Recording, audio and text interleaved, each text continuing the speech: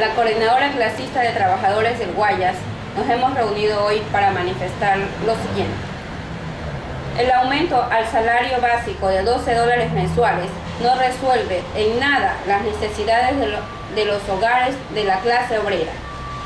Solo para alimentarnos, una familia joven de 4 personas, necesitamos $10 diarios para almorzar, 10 para merendar, 5 para desayunar. Pobremente, es decir, que necesitamos no menos de $750 al mes, solo para alimentarnos. Frente a esta realidad que vivimos, la clase trabajadora de la ciudad y del campo, que sufrimos cada día que pasa esta grave crisis llena de calamidades, despidos de trabajo, alargamiento de la jornada laboral a las 12 horas diarias y 6 días a la semana. Va quedando para la historia la jornada laboral de 8 horas diarias, 40 a la semana, heredados por la sangre derramada por los obreros de Chicago. A falta de dinero para medicinas, pagos de servicios básicos, como luz, agua y muchas otras cosas. Las puertas de las universidades estatales están cerradas para los hijos de la clase trabajadora, ya que de 190.000 jóvenes del Ecuador rindieron las pruebas en septiembre del 2015, solo tenían cupo para 100.000 y hasta ahora no sabemos los resultados. El narcotráfico también campea en las escuelas, colegios, universidades, golpeando duramente a nuestros hijos y a sus padres. La delincuencia es incontrolable. Por otro lado, el banquero Guillermo Lasso, en su última intervención, llama a la unidad de los ecuatorianos, a defender la dolarización y si llega a ser presidente, dice que llamará a consulta popular sobre las enmiendas. Frente a lo dicho por Lasso, la clase trabajadora le decimos: no puede haber unidad entre ricos y pobres, entre hambrientos y saciados, entre desposeídos y poseedores, entre capitalistas y trabajadores. Por lógica, si los banqueros llaman a defender a la dolarización, es porque los está enriqueciendo, beneficiando. Solo los hechos lo hablan, que los ricos están multimillonarios. Con la dolarización, los pobres estamos cada vez más pobres. La salida a esta grave situación es volver a nuestra propia moneda, el sucre.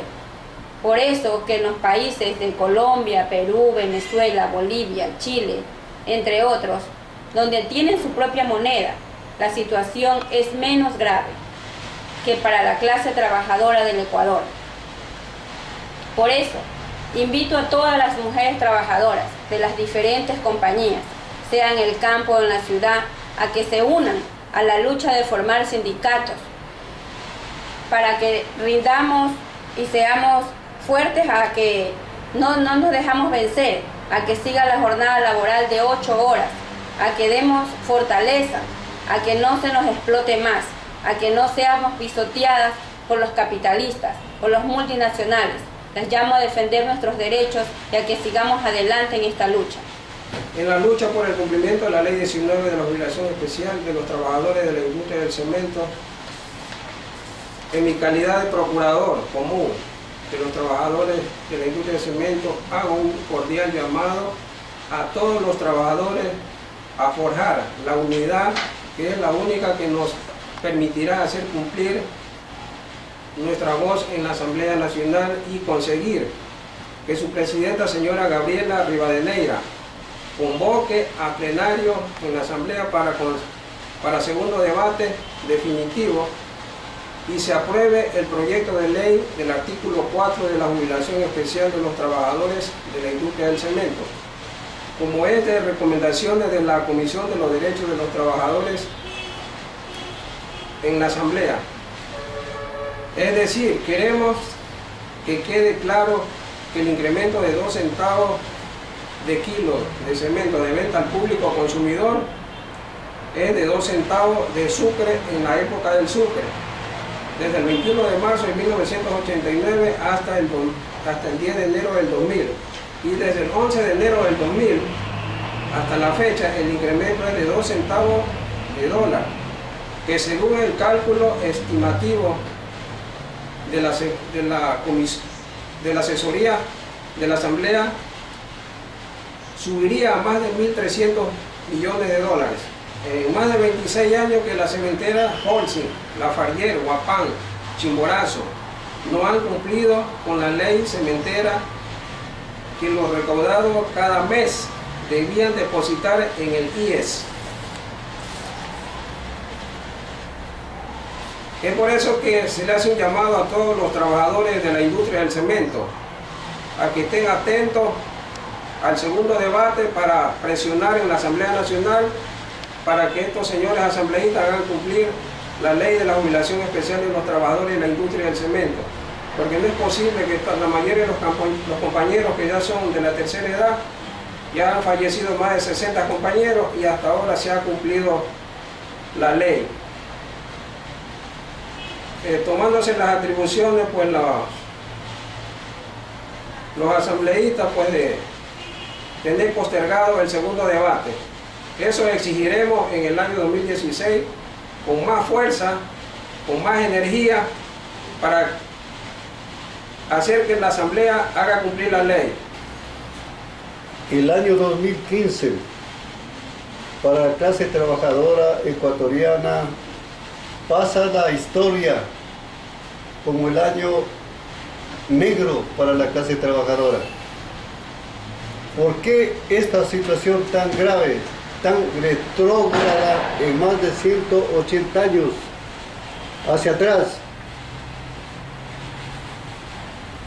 La ley orgánica de la justicia laboral, aprobada por la Asamblea Nacional en abril de este año, señala la vigencia de la jornada laboral de 240 horas semanales, es decir, 60 horas semanales para los trabajadores protegidos por el Código del Trabajo y de Servicio Público. En esta ley, en forma explícita, señala que tendrán derecho a cobrar horas extras solamente cuando hayan trabajado más de las 240 horas mensuales, es decir, más de 60 horas semanales. Esto quiere decir que tácitamente en nuestro país, en nuestro Código de Trabajo, la jornada laboral de 40 horas, 8 horas diarias durante 5 días de la semana, prácticamente están ya solamente escritas. Hoy los contratos de trabajo que se están emitiendo en línea en la página web del Ministerio de Trabajo están señalando a los jovencitos que ingresan a trabajar en los medios de producción que acepten trabajar 12 horas diarias durante 6 días de la semana. Es decir, prácticamente se les está ya poniendo en empresa privada la vigencia de la jornada laboral de 12 horas. Esto es sumamente grave. Ahora, la cosa se complica cuando en este mes de diciembre la Asamblea Nacional procede a aprobar las enmiendas, en donde se les condena a todos los trabajadores del servicio público protegidos por el Código de Trabajo a estar amparados por la LOCEP, por la Ley de Servicio Público y Carrera Administrativa. Es decir, se eliminan los contratos colectivos, los beneficios sociales, con el pretexto prácticamente de considerar que son trabajadores del Estado. Estas enmiendas constituyen prácticamente una aceptación del modelo neoliberal empujado por el Fondo Monetario Internacional, por el Banco Interamericano de Desarrollo, por todos los organismos acreedores que prestan dinero a los países llamados del tercer mundo, entre ellos del Ecuador. Entonces aquí en nuestro país prácticamente se ha retrocedido mucho más atrás de 1886, en la que los obreros de Chicago, de los Estados Unidos de Norteamérica, se levantaron en el mismo corazón del imperio norteamericano y consiguieron que se ponga en vigencia la jornada de 8 horas diarias, no solamente en el país del norte, sino para todos los trabajadores del mundo. Y con toda razón, Esta orientación fue emanada por la primera Internacional de los Trabajadores del Mundo en tiempos de vida del histórico y filósofo y político Carlos Marx. Él señaló científicamente que la jornada, que las 24 horas del día deben servir 24 horas para trabajar, 8 horas para trabajar, 8 horas para alimentarse y 8 horas para estudiar. Eso piensa un científico humano, que piensa en el ser humano, que piensa en forma íntegra defender la dignidad del ser humano.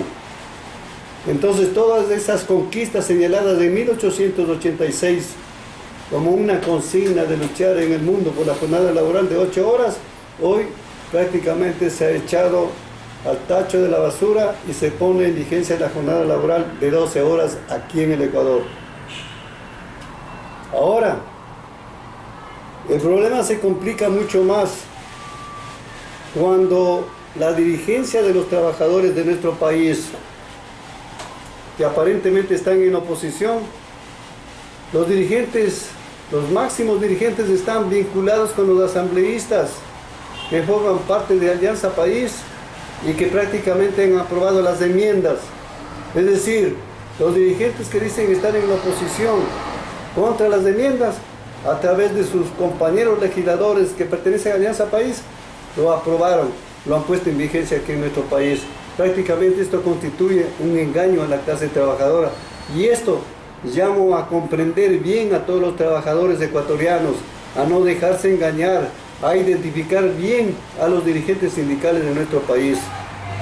Ya lo dijo la compañera Lourdes Cacao, el año 2016 tiene que ser el año de organización de la clase trabajadora. Ahí queremos verle al candidato Guillermo Lasso, que permita organizarse a los trabajadores bancarios, que formen los sindicatos y comités de empresa en los 24 bancos que existen en el Ecuador. Formen nuevamente la Federación de Trabajadores Bancarios del Ecuador, para que defiendan la jornada laboral de 8 horas, para que defiendan la vigencia de los derechos sindicales, para que defiendan la vigencia de las utilidades que han sido prácticamente recortadas mediante las enmiendas aquí en nuestro país. Es decir, la Asamblea Nacional se ha preocupado que un trabajador no pueda cobrar utilidades más de lo que ellos ganan en un mes. Es un absurdo cómo los llamados representantes de los trabajadores en la Asamblea Nacional tengan que recortar los derechos a las utilidades y no permitir que ganen más de $8.000 por utilidades, cuando ellos solo en un mes reciben esta cantidad.